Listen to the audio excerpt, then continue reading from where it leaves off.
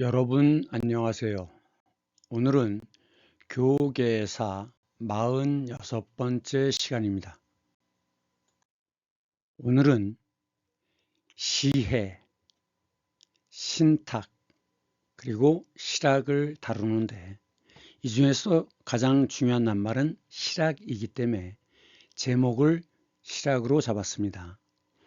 우선 순서대로 보면 민비, 비의 뜻은 뭐죠? 왕비죠. 누구의 왕비? 고종. 성이 민씨이기 때문에 민비라고 부르는 겁니다. 시해는 왼쪽에 죽일 살자가 들어가 있어요. 그래서 이것은 높은 사람을, 윗사람을 죽이는 것. 이것이 시해입니다. 일본 낭인들이 민비를 살해했죠. 그래서 시해란 말을 쓰는 겁니다. 그 다음 이 신탁은 믿을 신자니까 믿고 맡긴다는 뜻이에요. 그래서 은행 중에 보면 신탁은행이라는 게 있습니다. 여기서 신은 귀신 신자죠. 그래서 신에게 맡기는 것이죠. 즉 신의 계시를 받아서 그대로 행하는 것입니다. 그것이 신탁이고, 그 다음 실학 이전에 조선에는 고려말부터 시작된 성리학이 있었죠. 성리학이라는 것은 유학의 여러 계파 중에 하나인데, 유학은 누구부터 시작됩니까? 공자부터 시작되죠. 그 뒤를 잇는 맹자. 그래서 공자와 맹자의 앞글자를 따서 공맹사상이라고 얘기합니다. 그런데 이 성리학은 우주의 원리와 인간의 본성을 밝히려는 학문이에요. 그래서 그 본성을 밝히는데 이가 중심이냐 기가 중심이냐, 그래서 이기론이라고도 얘기합니다. 이것이 이제 조선시대에 들어오면, 조선시대에서는 도덕을 그럼 어떻게 실천할 것인가 하는 실천 도덕과, 그 다음 사대부로서, 글 공부하는 선비로서 인격과 학문을 어떻게 성취할 것이냐, 이것을 따져 들어가는 것이 성리학입니다. 고려말에 들어오는데, 그러니까 송나라의 주희가 세운 것이 유학 중에서 이 성리학인데, 그래서 이제 그 성리학을 주자학이라고도 합니다. 고려말에 들어오죠. 성리학이 들어오는데, 사라고 하는 것은 선비죠. 글 공부하는 선비. 대부는 높은 벼슬아치. 그래서 글 공부한 자가 높은 벼슬아치를 차지하는 것. 이랬을 때 이들을 사대부라고 하는데, 언제부터 시작되었다? 고려말부터. 그래서 이때 사람들, 최영, 정도전, 이성계 이런 사람들을 신흥 사대부라고 얘기하는 겁니다. 그런데 문제는 이것이 시간이 지나면서 공리공론으로 흘러요. 공은 빌공자죠. 이론인데 현실과는 아무런 상관이 없는, 현실에는 아무런 도움도 안 되는 헛된 이론이라는 거죠. 그것이 공리공론입니다. 그러면서 별로 중요하지도 않은 걸 가지고 명분에 빠져가지고 서로 권력을 장악하기 위한 싸움을 합니다. 그래서 너무나 명분에만 겉으로 내세우는, 그 명분에만 치우쳐가지고 권력 장악에만 힘을 쏟았다라고 하는 것이죠. 굉장히 많은 문제가 있죠. 그래서 이 뒤에 있는 것이 실사구시인데, 실사라는 건 뭐냐? 사실, 그런 뜻으로 이해하면 되겠습니다. 그래서 사실의 토대를 두고, 시는 이다란 뜻도 있고 옳다란 뜻도 있습니다. 이것이란 뜻도 있고요.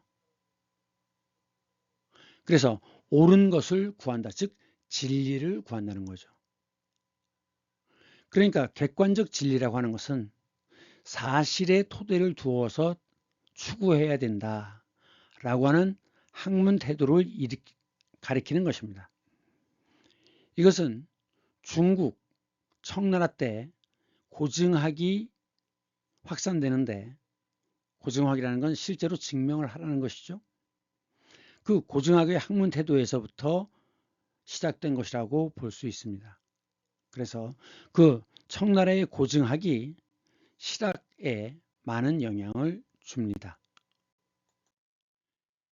사전의 순서는 이렇게 되어야 하지만 이것은 19세기 말의 사건이고, 이것은 해방 직후 1945년 직후의 이야기이기 때문에 이것을 먼저 하겠습니다. 그러면 조선시대 처음부터 나오는 사건들의 개념들을 이해해야 하는데, 그럼 훈구파라는 건 뭐냐? 훈은 공훈입니다. 공훈, 훈장, 옛날 세력이라는 것이죠. 태정태세 문단세 기억하나요? 네. 그러면 그 세종의 아들이 문종인데, 문종의 형제가 세조입니다.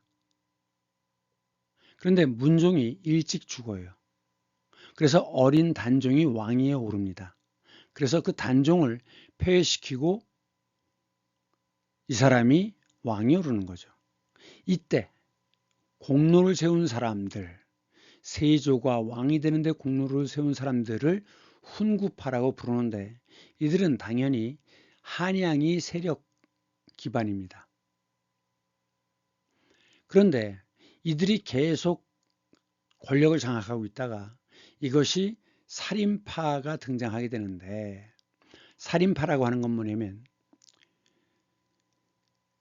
그 선비들이 숲이 림인데 모여있다는 뜻으로 이해하면 됩니다. 그럼 어디냐? 이들과는 다른 사람들이죠. 누구냐?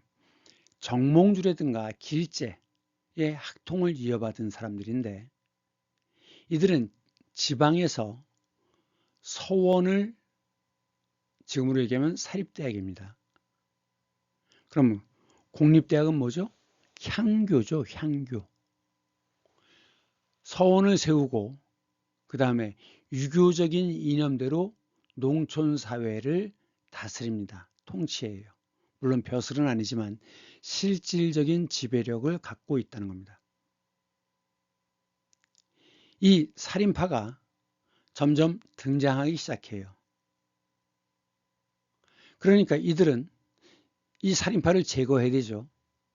그래서 몇 차례 사화가 일어납니다. 사의 뜻이 뭐예요? 선비죠. 즉, 이 살인파가 화를 당하는 것, 재앙을 당하는 것입니다. 그래서 많은 선비들이 죽고 고문당하고 이렇게 되는 거죠. 그러다가 점점 이들이 서원과 향약을 토대로 힘을 키워가지고 선조 때부터는 이 살인파가 힘을 얻기 시작합니다. 그러면서 이들이 점점 많은 벼슬을 차지하게 되는데, 문제는 이들 내에서도 점점 선비들이 많지 않겠어요? 후학들이 많겠죠. 후배들이, 제자들이 많겠죠. 결국 벼슬 자리는 한정되어 있기 때문에 이 살인파가 패거리로 나뉩니다. 이것을 뭐라고 그래요? 붕당이라고 하죠. 벗붕자입니다. 그러니까 끼리끼리 당을 만드는 거예요. 그러면서 쓸데없는 공리공론에 빠지게 됩니다. 그래서 명분론에 집착하게 되고, 결국 이것이 많은 문제가 있기 때문에 백성들의 삶과는, 나라의 부강과는 아무 관계가 없기 때문에 결국은 18세기에 이르러 실학이 등장하게 됩니다.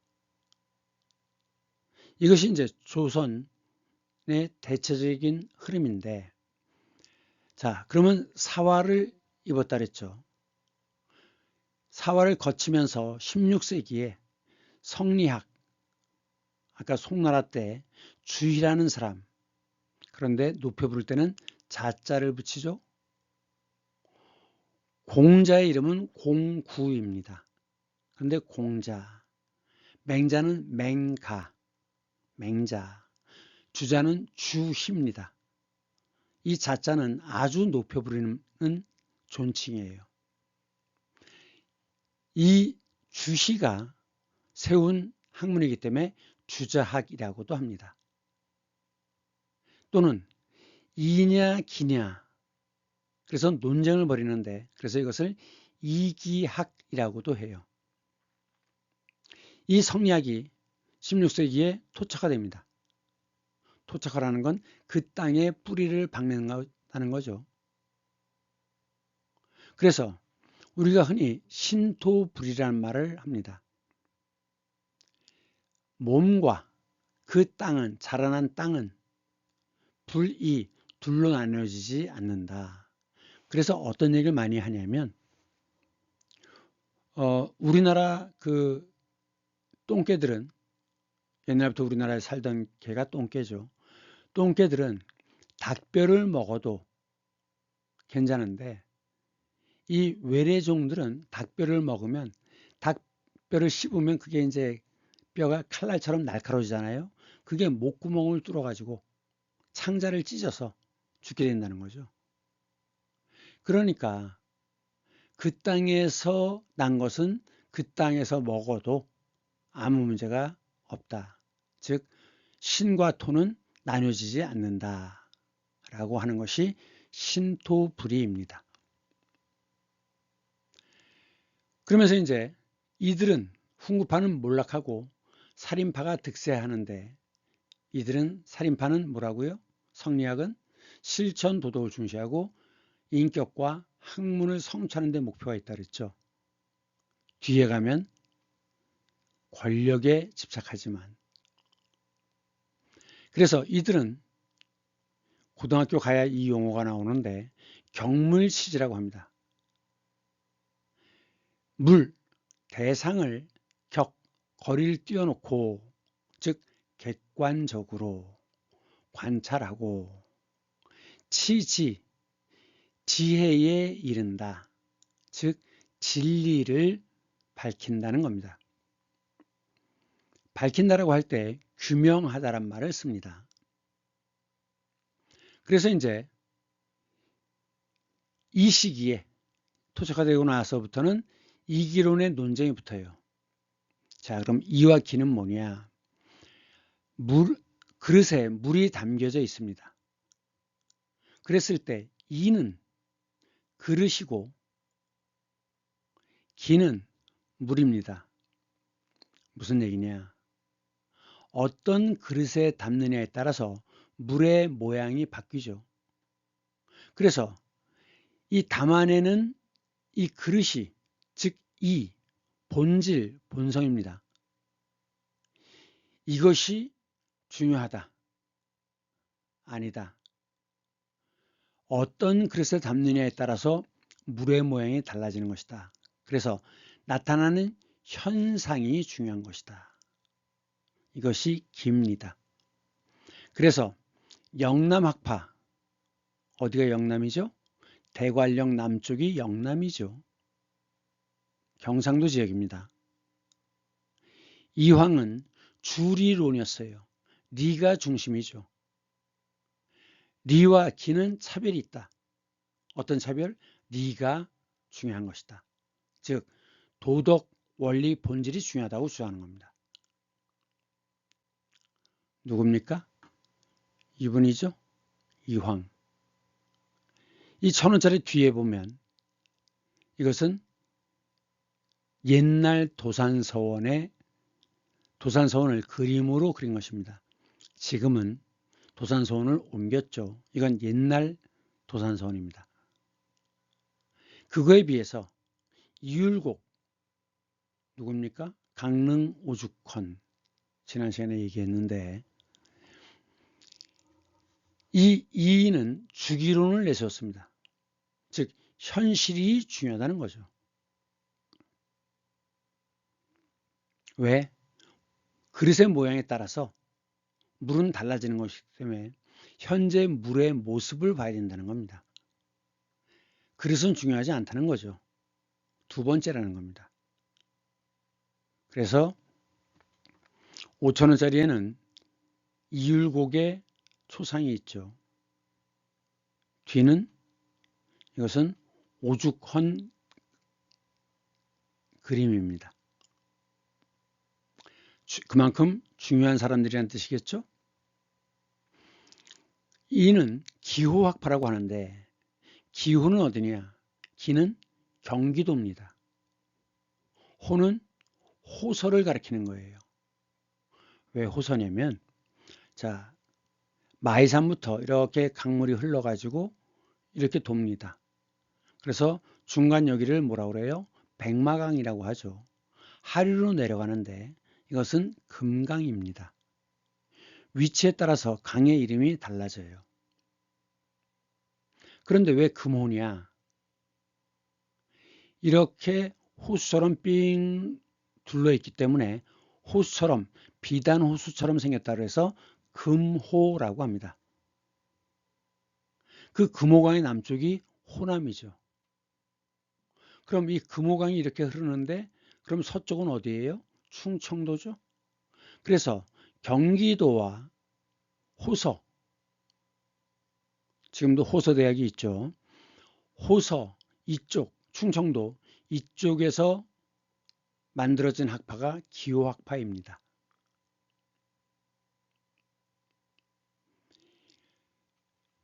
그래서 이황은 이기이원론을 주장했고 이와 기는 이원 서로 다른 것이다. 근데 뭐가 중요하다고 그랬어요? 이황은 이가 중요하다. 본질이 중요하다고 그랬습니다. 법칙이나 본성, 본질이 중요하다고 그랬어요. 그거에 비해서 이는 이기이론론이다. 이와 기는 별개의 것이 아니다. 하나다. 그럼 뭐가 중요하다는 겁니까? 기가 중요하다는 겁니다. 현상이 중요하다는 거죠. 여기는 본질, 법칙이 중요하다는 것이고 이랬지만 아까 얘기한 대로 벼슬 자리가 한정이 돼서 붕당이 되면서 그 다음부터는 벼슬을 해야 되는 이유가 뭐죠? 땅을 차지하기 위한 거예요. 지주가 되어야 되니까. 그래서 땅 뺏기 싸움에만 열중을 해서 결국은 쓸데없는 거 가지고 맨날 싸우는 거죠. 그래서 공리공론으로 흘렀다는 겁니다. 그러다가 얼마 지나지 않아서 임진왜란이 터집니다. 일본에서 조선 팔도를 쑥대밭으로 만들죠. 그리고 나서 광해가 쫓겨나고 그리고 좀 지나서 또 병자호란이 터집니다.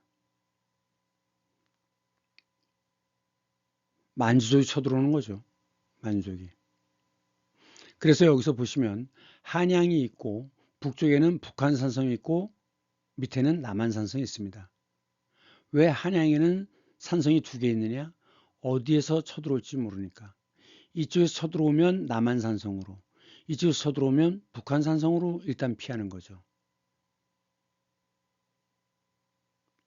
그런데 임진왜란과 병자호란 이때 백성들은 먹을 것이 없어갖고 죽은 시체를 뜯어먹고 살았어요.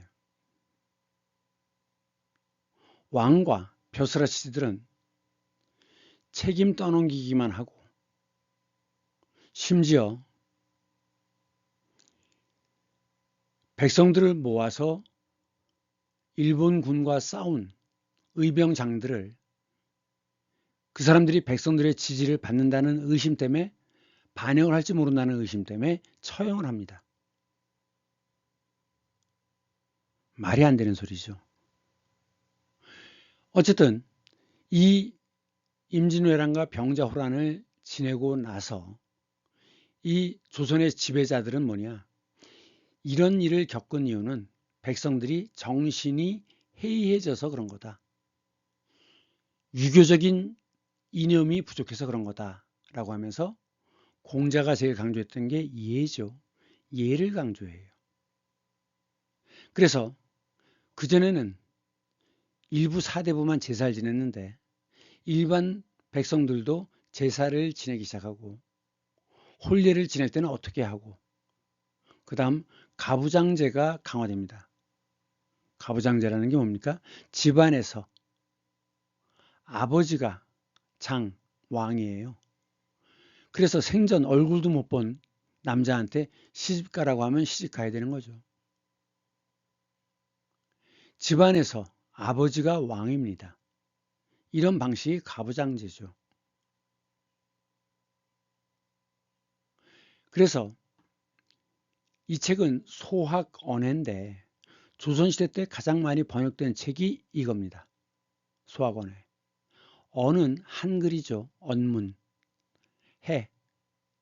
해석했다. 언문으로 해석했다. 그래서 언해입니다. 그럼 왜 소학이냐? 소학은 원래는 그 5살, 6살짜리 어린애들이 배우는 책이에요.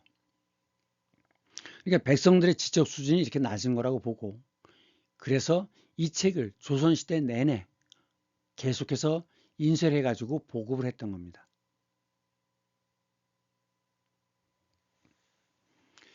그러면서 이제 그 예를 강조하는 공맹사상을 강조하고 예를 강조하고 그러면서 삼강오륜을 강조하는 것이죠. 그래서 모든 책임을 다 너네 때문이야. 너네가 이게 부족해서 그래. 라고 떠넘기는 겁니다. 그러면서 지들끼리는 벼슬 자리를 놓고서 다투죠. 그래갖고 이제 예속 논쟁이라는 걸 1차, 2차에 걸쳐서 벌이는데 뒤에 나오지만 효종이 있습니다. 효종과 효종 B가 왕비죠. 죽었는데 상복을 3년을 입어야 오르냐 5년을 입어야 오르냐 이거 갖고 끝없이 싸우는 거예요. 왜? 그 논쟁에서 밀리면 벼슬자리에서 쫓겨나니까. 그래서 결국 학문이 당파 싸움의 도구가 되어버렸습니다. 그래서 공리공론이라고 얘기하는 거예요. 그러면서 이 성리학이 교조화됩니다. 교조주의화돼요. 교조주의란 뭐냐? 이전에 해석한 것을 절대적으로 믿고 따르는 거예요. 다른 해석 있을 수 없어. 다른 해석을 하면 배신이야. 다른 해석을 하면 죽여야 돼. 이것이 교조주의입니다. 배척이라는 것은 밀어낼 밀척이죠. 배척. 배구, 척화비. 이 임진왜란 때 광해가 의병들을 이끌고 싸웠습니다. 물론 그 양반 의병장도 있고 여럿이 있지만 광해도 나름대로 열심히 싸웠어요. 그랬는데 그 아버지 선조는 굉장히 들떨어진 인간입니다. 다시 이제 왕비를 얻어가지고 아기가 태어났는데 그 갓난 아기를 왕세자를 광해를 폐위하고 그 갓난 아기를 왕세자로 만들고 싶었습니다. 광해를 폐위시키지 못했어요. 그러다가 죽었습니다.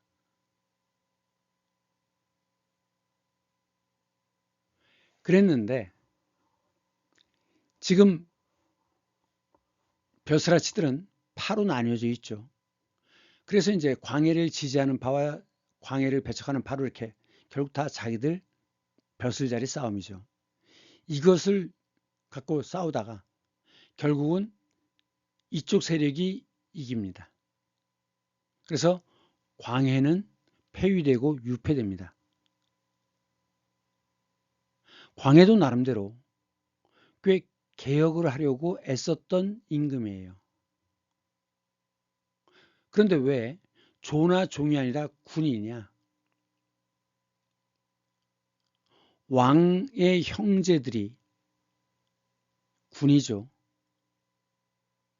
한 등급 아래입니다. 그래서 왕으로서 제대로 왕의 구실을 못했다 라고 하면 격을 낮춰가지고 조나 종을 붙이지 않고 군을 붙이는 겁니다.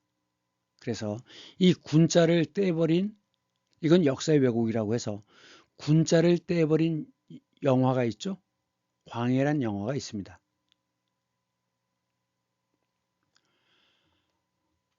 그런데 이 인조도 역시 문화기는 마찬가지예요. 그래서 반정이라는 건 뭐냐? 올바름을 위해서 무기를 들었다. 반대 세력이 되었다. 왜? 광해는 폐륜이니까. 폐륜이니까. 그래서 인조 반정에 성공했는데 바로 이어서 병자호란이 일어납니다. 이렇게 들어오죠. 그래갖고 이쪽부터 먼저 설명하면 인조는 삼전도, 도는 건널도자니까 지금으로 치면 나루입니다. 어디에 있느냐? 롯데월드 앞에 있어요. 석촌호수. 거기에서 항복을 하고 비석을 세웁니다. 그것이 삼전도 비예요. 지금 롯데월드 뒤편에 있습니다. 그러고서 인조의 아들 소현세자와 복림대군을 인질로 잡아갑니다. 세자는 누구죠? 왕세자. 다음에 왕위를 이을 자죠. 대군은 왕과 왕비 사이에서 태어난 아들이 대군이죠. 그러면 왕과 후궁 사이에서 태어난 아들은 대자를 빼고 군이라고 부르죠. 군.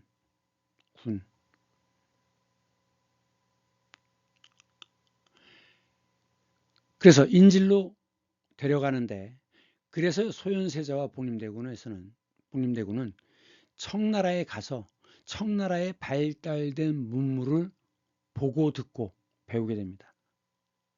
그래서 나중에 이 소현세자가 효종이 되는데, 효종은 이 청나라의 문물의 영향을 받아서 개혁을 시도해요. 그래서 청나라의 문물을 받아들이고 결국 이것은 서양의 유럽에서 온 거죠. 그리고 군대를 정비하고 스스로 지키는 것이 얼마나 중요하냐 이거죠. 그다음 그때 네덜란드 선원 하멜이 표류해 옵니다. 그래서 이 하멜에게 조총, 서양 무기 제조법을 배워요. 그러다가 효종도 의문의 죽음을 당하죠. 우리가 보통 왕조라고 하면 왕의 권력과 신의 권력, 줄여서 왕권과 신권의 싸움이라고 하는데, 보통 왕조라고 하면 왕이 지멋대로 했을 것 같지만 조선의 역사에선 그렇지 않습니다. 대부분 왕보다는 신의 권력, 신하들이 연합한 권력이 왕의 권력을 항상 억눌렀어요. 항상은 아니고 상당 부분. 그래서 신권을 장악하는 것이 좋은 왕의 경우에는 항상 문제가 되는데, 이 의문의 죽음을 맞은 조선의 왕들이 몇 명이 있는데 대부분 보면 뭔가 백성들을 위해서 사회를 개혁하려고 했던 그런 왕들입니다. 결국 벼슬아치들이 자기들의 권력 유지를 위해서 왕을 죽인 거죠. 그것도 훌륭한 왕을. 자, 그러면 광해 때 허균이 쓴 홍길동전을 보겠습니다. 전은 전기를 줄임말이죠. 전기가 뭐죠? 언제 어떻게 태어나서 어떻게 자라고 어떻게 살다가 무엇을 하다가 그 다음에 어떤 훌륭한 일을 하고 그 다음에 죽었다.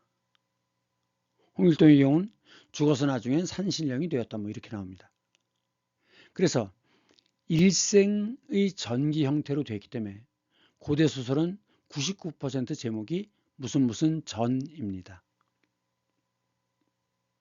이 허균은 탄핵을 받고 파면당하고 다시 복직하고 이것을 반복하다가 결국 나중에는 사형에 처해집니다. 이 허균의 아버지는 허엽인데 고향이 강릉 초당이라고 지금 초당이라고 하는 곳인데 이 아버지 허엽은 스승이 화담 서경덕이었습니다. 서경덕이라는 사람은 남녀 차별이나 적서 차별이 없는 개방적이고 진보적인 교육으로 유명했던 분이고 당연히 그 화담 서경덕의 영향을 아버지 허엽이 받았고 당연히 그 아들과 딸들도 그 영향을 받았겠죠. 그래서 그 누이가 헌안서론인데 여자임에도 불구하고 아버지는 이 딸에게도 교육을 시켰다는 겁니다. 그래서 이 헌안서론은 매우 뛰어난 글솜씨를 지녔대요. 그런데 허균이 얼마나 기억력이 좋으냐면 그 당시 여자가 뭐 책을 낸다든가 이런 것이 불가능하죠. 그래서 이제 중국에 갔을 때 그 중국 관료들과 얘기하다가 자기 누이의 시를 읊었는데 그 중국의 관리가 굉장히 탐복을 하더라는 거죠. 그래서 허균은 중국에서 자기 누이가 썼던 시라든가 이야기 이런 것들을 전부 글로 옮겨 썼답니다. 그 많은 내용을. 뛰어난 기억력을 갖고 있는 사람이에요.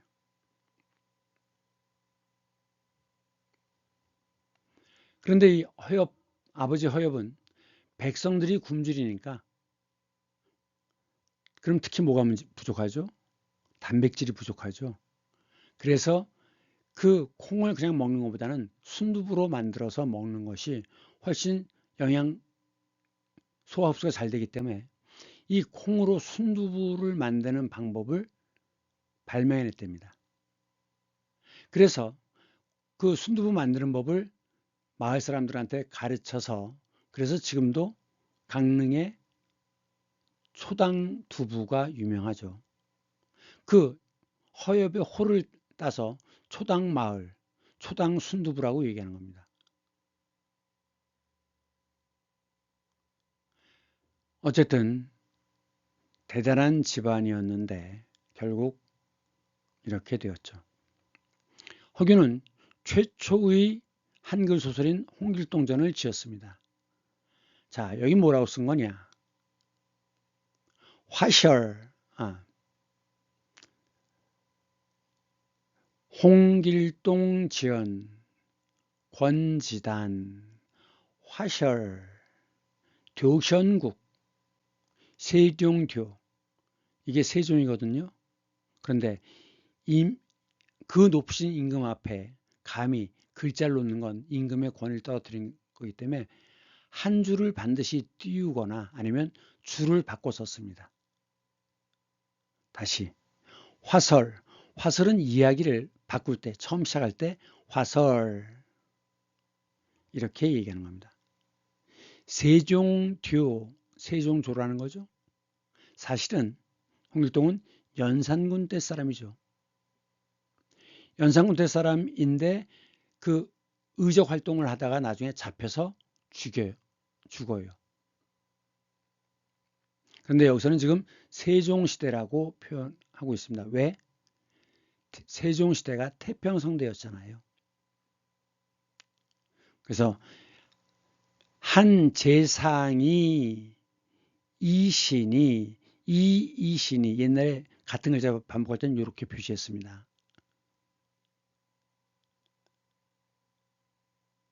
성은 홍이요. 홍판서 얘기하는 거죠.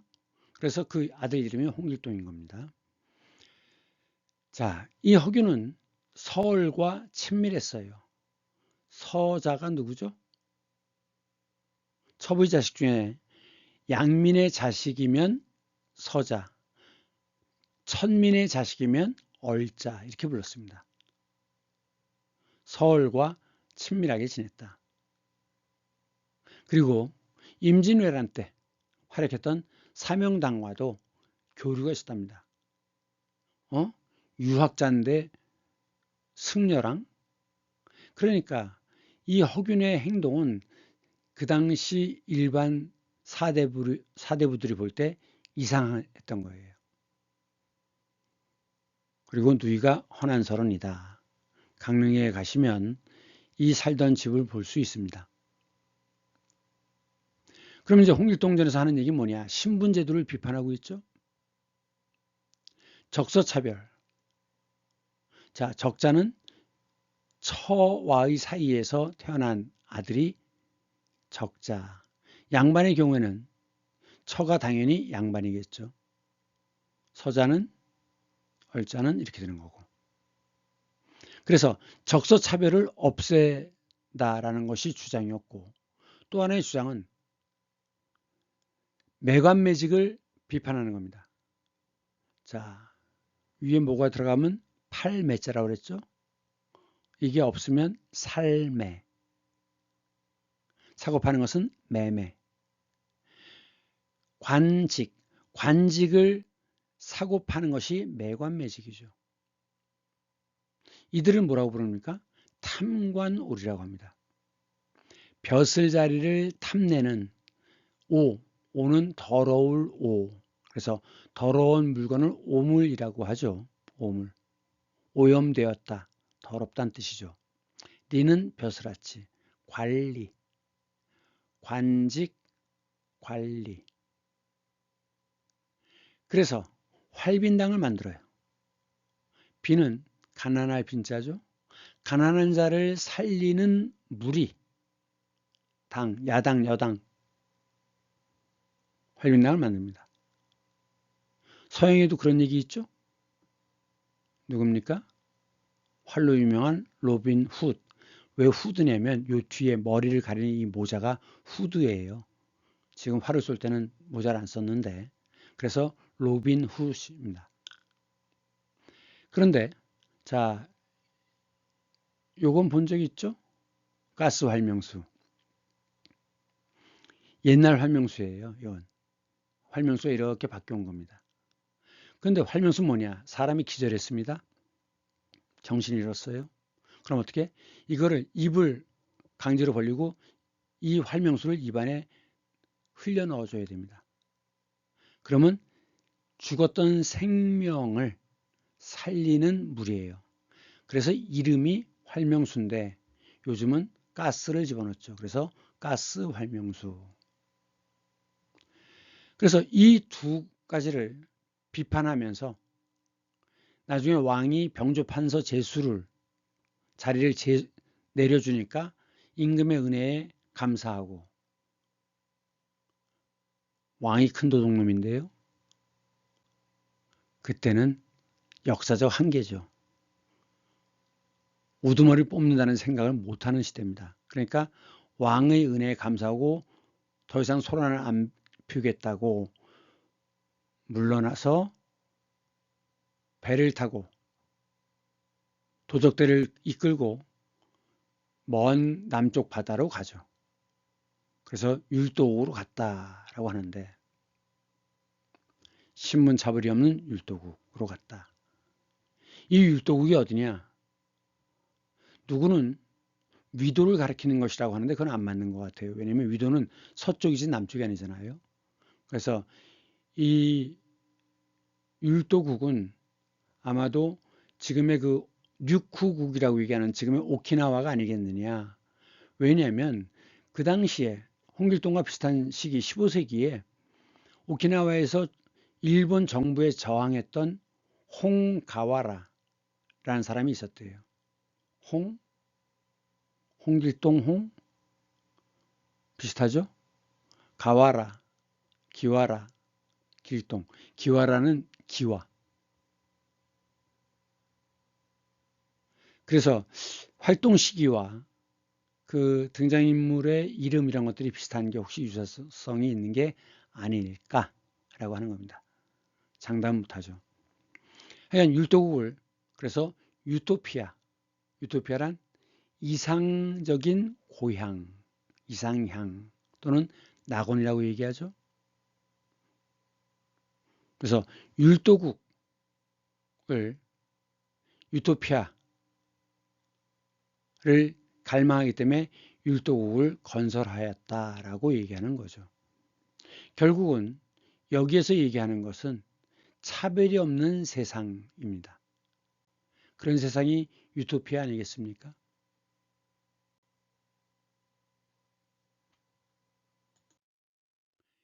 실학은 청나라의 고증학에 영향을 받았다고 그랬죠. 왜냐하면 상당히 많은 벼슬아치들이 중국을 왔다 갔다 했거든요. 사신으로 왔다 갔다 했습니다. 그러면 이제 조선시대 때 중기에 이율곡이 기를 중시했죠. 기. 그랬는데 이 실학에서는 현상이 중요한 게 아니고 더 중요한 건 실제로 생활에 쓰임새가 있느냐, 실용입니다. 그래서 실질적인 학문, 실사구시, 사실적인 것을 사실을 토대로 객관적인 관찰을 토대로 옳은 것을 구한다.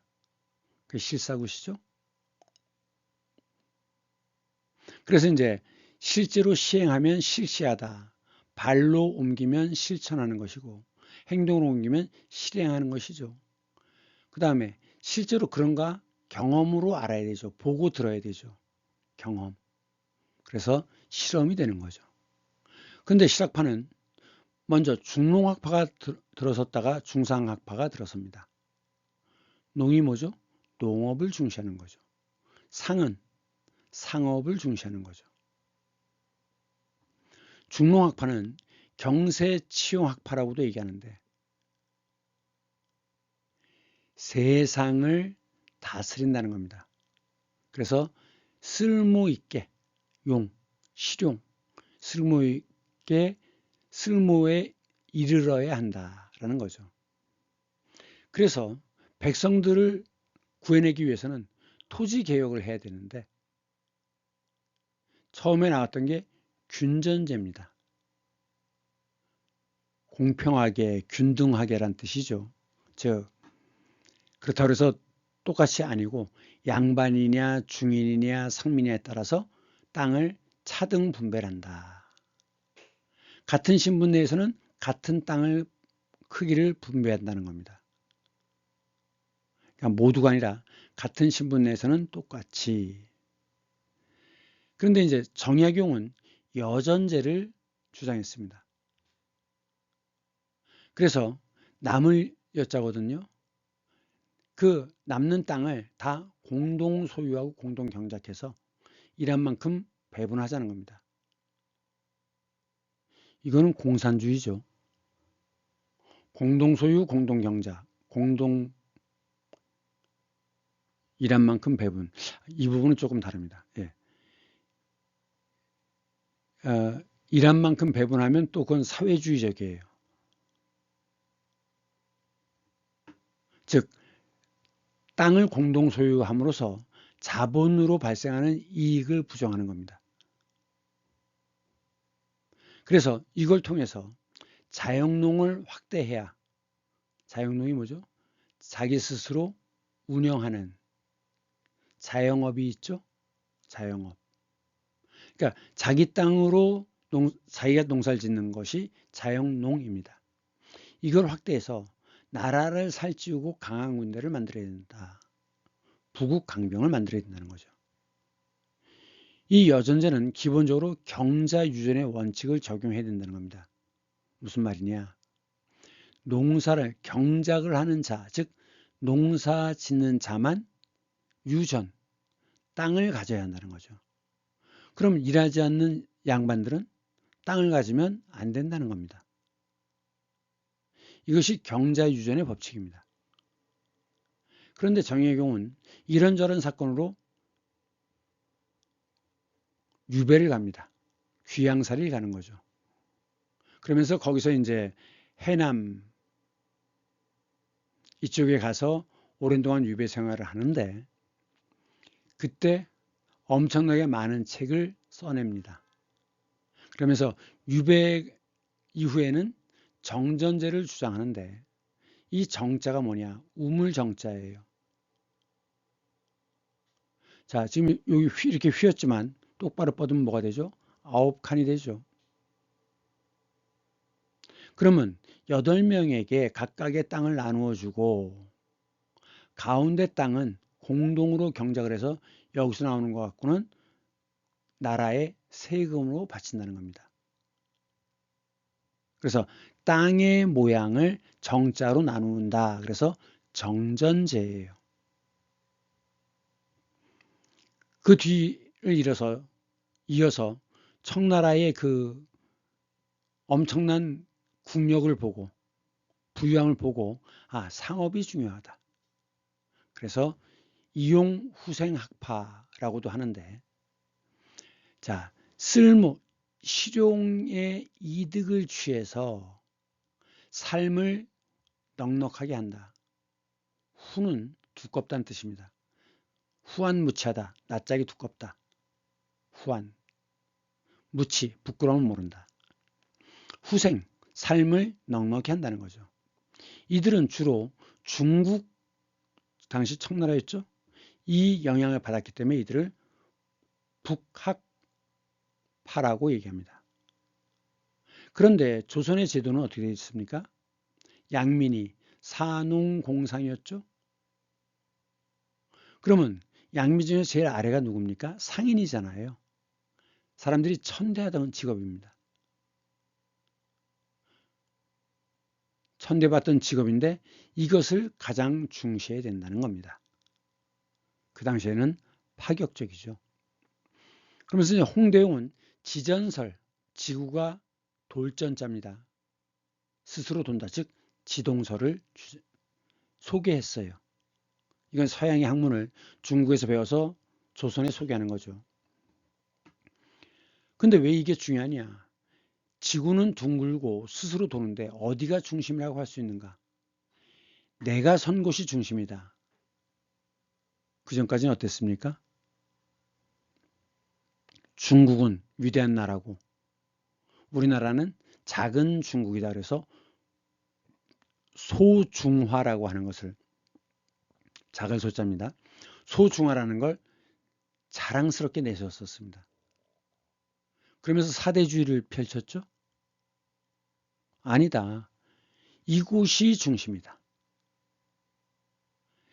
이 이야기를 하는 것이 바로 지동설입니다. 도대체 어디가 중심이냐? 아니다. 내가 중심이다. 그래서 화의 사상을 비판했다. 화는 중화죠. 중화. 중국. 이는 오랑캐입니다. 그래서 중국은 자기네는 문화민족이고 나머지는 다 오랑캐라고 그랬죠. 이런 사상을 비판했다. 그러면서 평등을 강조했다는 겁니다. 그 다음 박지원은 열하일기. 열하는 어디냐면 중국 청나라 황제의 여름 별장이 있는 곳입니다. 여기까지 찾아가면서 쓴 일기예요. 그것이 열하일기입니다. 그러면서 물자를 유통시키는 것이 부국강병의 가장 기본이다. 그래서 수레와 선박을 더욱 많이 유통시킬 것과 그 다음 교역을 편하게 하기 위한 화폐를 전면적으로 사용하자는 주장을 했습니다. 몇십 년 전까지도 시골 장터에서는 물물 교환을 하는 경우가 많았어요. 그런데 화폐를 사용해야 된다는 거죠. 그 다음 박제가는 북학의, 의는 논의, 의논입니다. 그러니까 북학에 대해서 논한다라는 거죠. 어떤 주장을 했느냐? 적절한 소비가 생산과 기술 발전을 일으킨다. 그런데 조선의 백성들은 너무나 헐벗고 굶주려서 가진 게 없어서 소비가 안 되니까 이것도 안 된다는 거죠. 그래서 공평한 부의 분배가 중요하다는 걸 강조하는 겁니다. 그러면서 이 실학에서는 또 국학, 그전엔 중국에 대한 것만 연구하던 그런 풍토였는데 아니다. 조선의 역사, 조선의 문화를 연구해야 된다. 그래서 조선의 역사라든가 조선의 지리 그리고 독자적인 과학을 추구했습니다. 대표적인 사람이 정조 때의 정약용이죠. 지난 시간에 수원화성 설명했습니다. 이게 정약용이 만든 거중기예요. 도르래를 이용해서 성을 쌓을 때 무거운 돌을 들어 올리는 역할을 했죠. 거중기. 그러면서 또 이 강을 건널 때 지금 여기 옛날 배들 보입니까? 배를 쭉 붙이고 그 위에 판자를 놓아서 편안하게 많은 사람이 건너갈 수 있도록 다리를 만들었습니다. 그래서 배를 이어서 만든 다리이기 때문에 배다리라고 하는 겁니다. 이거와는 달라요. 부교는 부가 뜰 부자입니다. 부교라는 건 바닷물이 들어오면 이렇게 올라갔다. 바닷물이 빠지면 다시 다리가 뻘로 내려앉는 이런 식의 다리. 군산에 가면 볼 수 있는데 그것이 부교입니다. 그래서 배다리와 부교는 다른데 요즘 그 군대 이동할 때 그것도 역시 부교라고 하는 경우가 있어요. 사실은 배를 이렇게 이어가지고 위에 판자를 깔은 것이죠. 조선시대까지는 이 체계를 이해하는 게 매우 중요합니다. 황제, 그 안에 정식 안에 황후, 자리를 이을 아들은 황태자, 사는 집은 폐, 그래서 폐하라고 부르죠. 그 밑에 아래 학렬이 왕, 부인은 왕비 또는 중전, 궁궐 깊숙한 곳에 거주하고 있기 때문에 중전이라고도 부릅니다. 왕위를 이을 아들은 왕세자, 사는 집은 전, 그래서 전하라고 부르죠. 왕비와 이 사이에서 태어난 아들은 대군, 딸은 공주, 후궁과의 사이에서 태어난 아들은 군, 딸은 옹주. 그런데 왕세자는 사는 집을 저라고 해요. 그래서 왕세자를 부를 때 저하라고 부릅니다.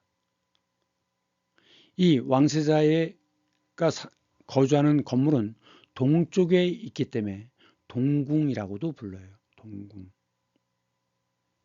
그리고 양반의 본부인 처, 그리고 첩이 있죠. 그래서 이 두 개를 사이를 차별하는 것이 적사차별인데 서는 양인첩의 자식, 어른 천민첩의 자식입니다. 항상 정리를 해두시기 바랍니다. 시는 윗사람 죽일 시자예요. 그러한 해를 입었다. 그래서 시해죠. 1895년에 민비 시해 사건이 일어납니다. 비는 왕비란 뜻이고 성이 민씨이기 때문에 민비라고 불렀던 거죠. 1863년에 흥선대원군이 실권을 장악합니다. 왜? 아들 고종이 너무 어리기 때문에. 그래서 흥선대원군은 세두 정치를 타파하고 지들끼리 나눠 먹는 거죠. 왕권을 강화시키기 위해서 애를 썼어요. 그러다가 66년에 민비를 간택했는데 뼈대 없는 집안의 양반집 딸입니다. 간택은 골라 택한다는 뜻입니다. 그럼 왜 별볼 없는 집안을 택했느냐? 외척의 득세를 막기 위해서. 또 난리 칠 테니까. 왕비 그 집안 식구들이 또 외척들이 난리 칠 테니까.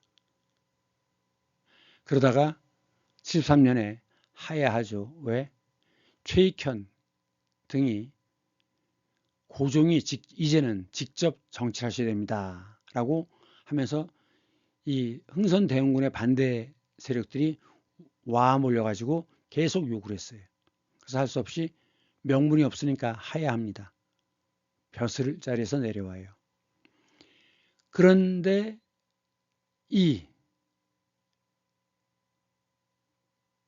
사람이 자기 집안 식구들, 척족이라고 하죠. 친척 중에 척족. 그리고 개화파를 얻고서 실제로 부의제로 실권을 장악합니다. 그러다가 82년에 임오군란이 일어나요. 90군데거든요. 이때 이제 그 개화파들은 신식군대를 만들면서 90군데를 아주 천대해요. 월급도 안 주고. 그래서 1년 내내 월급을 안 주다가 이제 안 되겠으니까 쌀을 배급했는데 쌀이 썩은 쌀이에요. 그래서 이 90군데가 들고 일어나서 난을 일으킵니다. 난이 아니라 사실은 당연히 권리를 주장하는 건데 이때가 임오군란이에요. 그래갖고 민비가 쫓겨나고 대원군이 다시 집권을 합니다. 그런데 한 달밖에 안 됐는데 이 민비가 청나라와 결탁해가지고 청이 군대가 쳐들어와서 대원군을 납치해가요. 다시 민씨 정권이 됩니다. 94년에 갑오 동학농민전쟁이 일어나죠. 그것 때문에 이제 서로 청나라가 들어오니까 일본 군대도 들어와서 청일전쟁이 일어나고 이때 청나라는 일본에 패배해서 대만, 지금의 타이완을 식민지로 주게 됩니다. 그래갖고 일본이 갑오 개혁을 주도하는데 갑오년이죠. 일본이 지배를 받는 친일 내각을 만드는 겁니다. 그러니까 이제 민씨는 또 다시 자기가 실권을 빼앗겼잖아요. 그래갖고 이제 러시아를 끌어들이려고 합니다. 그런데 러시아는 한자로 이렇게 씁니다. 노서아. 그래서 이 일제시대 때 소설을 보면 또는 6.25 전쟁 때 소설을 보면 루스케라는 표현이 나오는데 이 노서아를 가리키는 겁니다. 또는 아라사라고 했어요. 그래서 민비씨의 사건 때 고종이 러시아 대사관으로 도망가죠. 그게 뭡니까? 아관파천이에요. 이 아는 아라사, 즉 러시아입니다. 덕수궁 그 연문 바로 뒤에 러시아 대사관이 있어요. 지금도 있습니다. 임금이 도망가는 건 파천이에요. 그러니까 일본 입장에서는 러시아랑 연결하려고 그래? 민비를 제거해야 되겠죠. 그래서 을미사변을 일으킵니다. 즉 민비를 시해하는데 이게 바로 을미년에 일어난 사건이에요. 민비 시해 사건입니다. 이때 고종은 러시아 대사관으로 도망가고 그리고 이때는 러시아가 힘이 셌거든요. 친러 내각이 들어섭니다. 그리고 이때 이제 을미의병이 일어납니다. 왜냐면 어쨌든 왕비가 국모가 살해당해 있잖아요. 그리고 여기 90군데가 남아있죠. 흩어지는 90군데. 이들이 합해져 가지고 을미의병이 시작됩니다. 그러다가 1897년에 대한제국이 만들어져요. 그러니까 고종이 황제가 되는 거죠. 대한제국의 황제. 그러고 나서 민비에게 죽은 다음이지만 준 칭호가 명성황후예요.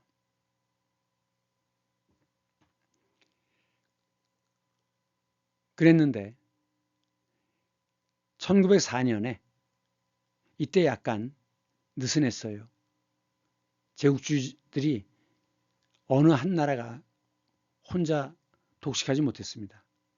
그러다가 이제 1904년에 러일 전쟁에서 일본이 러시아를 이기죠.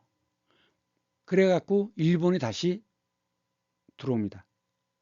그래갖고 고종을 강제로 퇴위시키죠. 그 아들에게 물려주도록 해요. 그리고 나서 을사늑약을 맺습니다. 이 늑은 굴레 륵자예요. 그러니까 멍에를 씌워가지고 약속을 받아내는 거죠. 불평등 조약입니다. 그러다가 이제 고종의 아들 순종을 꼭두각시로 내세워서 있다가 결국 1910년에 순종도 폐위시켜버리고 한일 합방이 됩니다. 자, 이게 뭐냐면 건천궁이라고 지금 경복궁 오른쪽 뒤에 있는 건물인데 이 안에서 민비가 살해당했습니다.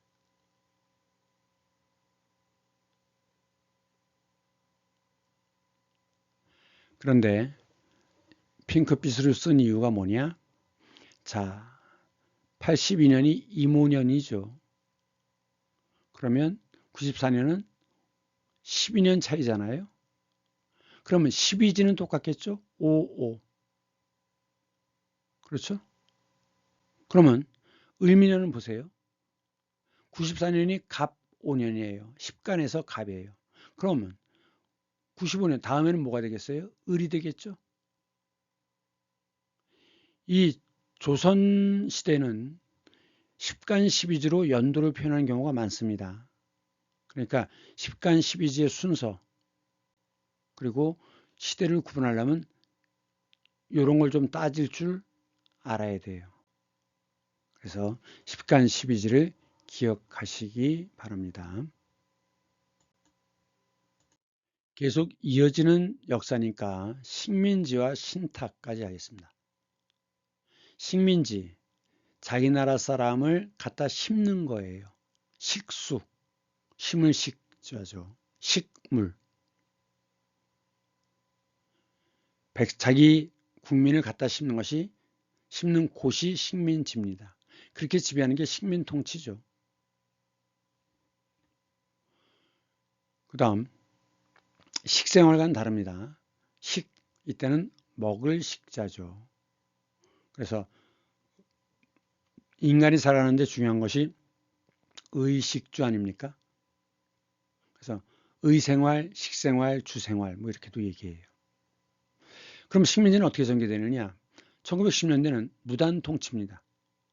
무력을 동원해서 그냥 잘라버려요. 공포정치죠. 그래서 경찰이 아니라 헌병은 군대잖아요. 민간인이 아닙니다. 그러면서 조선의 땅을 뺏어야 되죠. 그래갖고 토지조사 사업을 벌이면서 공공부지, 국유지, 공유지 이런 것들을 다 싸그리 걷어들여갖고 일본 지주한테 싼 값으로 팔아넘깁니다. 이 동양척식 주식회사인데 줄여서 동척이라고 합니다. 그러다가 1919년에 3.1 만세운동이 일어나죠.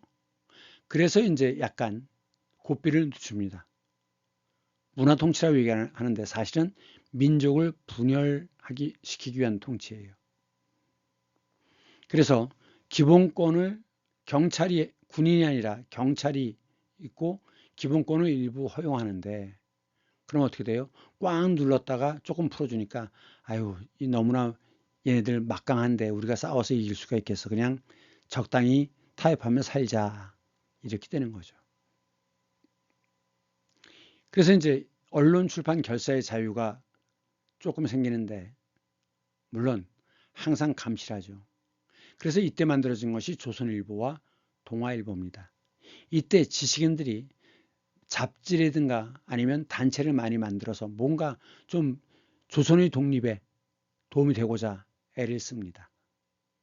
하지만 1930년 일본이 31년에 만주사변을 일으킵니다. 이유 없이 자기네 병사가 납치되었다고 중국을 공격하기 시작한 거죠. 그래서 중일전쟁으로 넘어갑니다. 이때는 모든 것은 다 전쟁터로 바치는 거예요. 그래서 전시의 모든 것을 동원하는 시스템으로, 체제로 바뀝니다. 그러면서 이때 조선 말을 못 쓰게 하고 조선 이름을 바꾸라고 하죠. 그래서 내선일체를 강조해요. 이 내는 내진데 일본을 가리키는 겁니다. 선은 조선이고. 웃기죠. 어떻게 섬이 내지가 됩니까? 하여간 진해가 중심이래요. 그러면서 창씨개명, 이름을 일본식으로 바꾸지 않으면 법원 서류를 뗄 수 없고 학교에 입학할 수가 없었어요. 그리고 신사참배를 강요했죠. 신사라는 건 일본의 전쟁에서 죽은 귀신들을 모아놓은 곳이고 그것을 숭배하도록 하는 것입니다. 그러면서 강제로 군대에 끌고 가고 강제로 노동력을 동원하고 그 다음에 종군 위안부까지 젊은 여자들을, 처녀들을 일본 군대의 놀이개로 끌고 갑니다. 그리고 이제 해방이 되었죠. 그래서 원래는 신탁 통치를 하려고 그랬어요.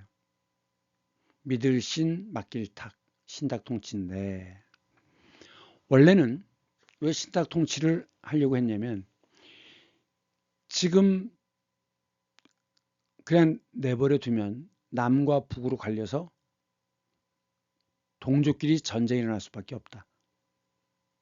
그래서 그 남과 북이 합쳐서 정당이라든가 이런 거를 3년 정도 운영하다가 그때 총선거를 하는 게 좋겠다라고 했던 거예요.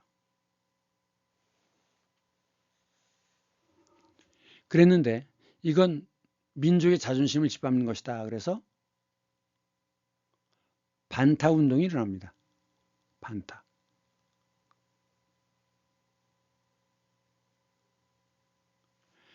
그래서 격렬한 시위가 남쪽에서 벌어져요.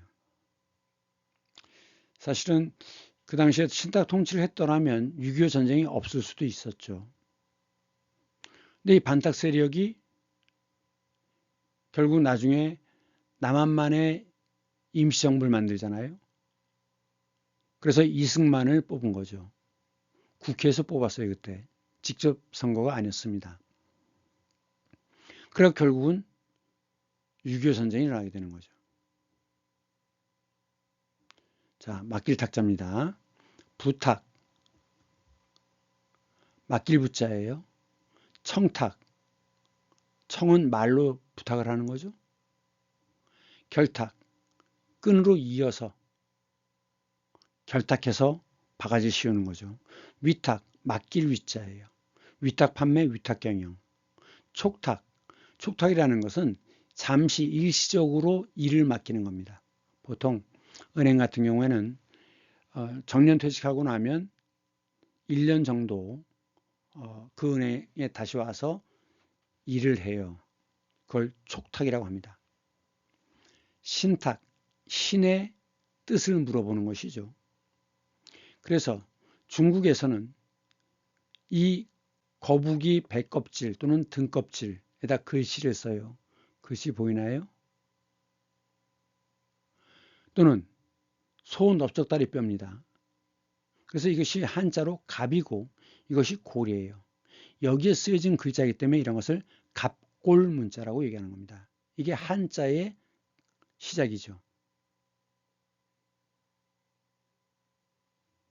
여기다 이제 어떤 표시를 해놓고 구멍을 뚫은 다음에 불에다 구우면 이게 이렇게 갈라질 거 아니에요.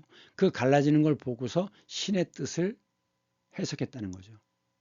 그것이 신탁입니다. 그리스의 경우는 델포스 신탁이 유명하죠. 탁송, 맡기고 보낼 송자예요. 보낼 송, 방송, 배송, 탁송. 타가소, 아이를 맡기는 곳이 타가소죠. 그 다음 무위탁 노인. 이 의자는 오드의자에 사람인이 들어갔어요. 그래서 의지할 의자입니다. 그러니까 의지할 곳이 없는 노인, 무위탁 노인입니다. 그 다음 이제 식물. 자, 심을 식자죠. 움직이지 못하죠. 움직이는 건 움직일 동물. 그 다음에 나무를 심는 것을 식재라고 합니다. 그런데 식재료 할 때 이거 먹는 재료와는 한자가 달라요. 그 다음 식생이라고 얘기하는데 그건 뭐냐면 식생의 분포라고 얘기합니다. 즉 식물이 어떤 장소에 집단적으로 분포하는 것. 이것이 식생입니다. 그 다음 심장 이식, 옮길 이자죠. 이주. 옮겨 심는 것이 이식입니다. 이 이자는 이동하다, 이행하다, 행동으로 옮기는 거죠. 이전하다, 돌전자예요. 돌아서, 여기가 아니라 돌아서 딴 데로 바꾸는 것. 바꿀 전. 이사하다, 이삿짐 센터. 이주하다, 사는 곳이 바뀌는 것이죠. 하지만 이민과는 달라요. 이민은 그 나라 사람이 되는 것이고 이주는 잠시 머무는 겁니다. 주소. 이체, 은행에서 통장에서 통장으로 돈을 옮기는 걸 이체라고 하죠. 교체하다라는 뜻입니다. 그 다음 왕위를 이양하다, 양도하다, 양위하다라는 뜻입니다. 이관하다, 관은 관리하다라는 뜻이에요. 그러니까 다루는 사람을 동사무소에서 구청으로 이관하였다, 관리하다라는 뜻입니다. 이송하다, 옮겨 보내는 것이죠. 이장하다, 무덤을 옮기는 겁니다. 그 다음 추이라는 건 밀추자예요. 그러니까 일이 돌아가는 흐름, 이동하는 흐름이 추입니다. 전이 되었다. 암이 위에 있다 대장으로 어떻게 돼요? 전이 되었다. 바뀌는 거죠. 그 다음 앞에서 늘 강조했던 이양법. 앙은 모앙자입니다. 그래서 모내기다. 모내기를 함으로써 바람과 햇빛이 잘 들기 때문에 생산량이 2배로 늘었다. 다만 문제는 이 모내기를 할 때 비가 안 오면 완전히 박살이 나는 거죠. 그래서 그 천수답에서는 저수지가 없는 곳에서는 이양법이 이게 투기였어요. 그래서 세종 때는 이 이양법을 금지시켰었습니다. 예, 오늘은 1시간 15분쯤 걸리네요. 그런데 조선시대부터 해방 이후까지 한꺼번에 설명하기 위해서 부득이 중간에 끊을 수가 없었습니다. 다음 시간에는 제5원소에 대해서 하겠습니다. 모두 고생 많았습니다. 다음 주에 다시 만나요. 안녕.